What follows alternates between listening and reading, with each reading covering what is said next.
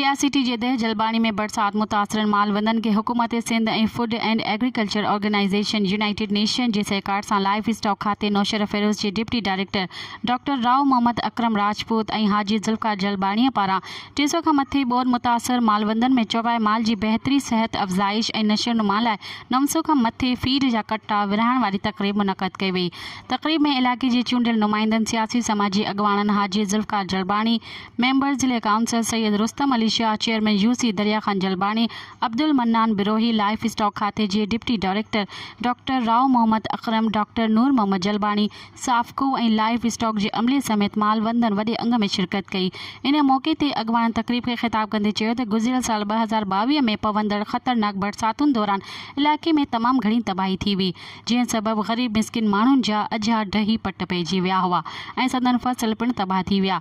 ऐं उन सां गॾोगॾु संदन चौपाई माल खे बि तमामु घणो नुक़सानु रसियो ऐं केतिरनि ई मालवंदन जो माल मरी वियो हो। मालवंदन जी सहायता लाइ लाइफ स्टॉक खाते पारां सिंध हुकूमत जी हिदायतुनि ते Food and Agriculture Organization United Nation जे सहकार सां अॼु 300 खां मथे मालवंदन में जानवरनि जी बहितरी परवरिश, सेहत अफ़ज़ाइश ऐं नशोनुमा लाइ लखे मालियत जा 900 खां मथे फीड जा कट्टा तक़सीम कया विया वञनि, जंहिं जे इस्तेमाल सां जानवरनि खे फ़ाइदो थींदो ऐं खीर में पिणु वाधारो थींदो, जंहिं सां मालवंदन में पिणु ख़ुशहाली थींदी ऐं हू पंहिंजे पालतू जानवरनि ज़रिए जंहिंजो नाणो कमाए सघंदा। हुननि वधीक चयो त इलाइक़े जी ॿोॾ मुतासिरीन जे अॻु बि भरपूर ख़िदमत कई आहे ऐं अॻिते बि अहिड़ो जज़्बो जारी रहंदो। ॿिए पासे इलाइक़े जे बरसात मुतासिर ग़रीब मालवंदन पारां ख़ुशीअ जो इज़हार कयो वियो। मज़ीद ख़बरनि ऐं तफ़सीलात लाइ विज़िट कयो असांजी वेबसाइट www.awamiNewsHD.com ऐं ॾिसंदा रहो अवामी न्यूज़ HD।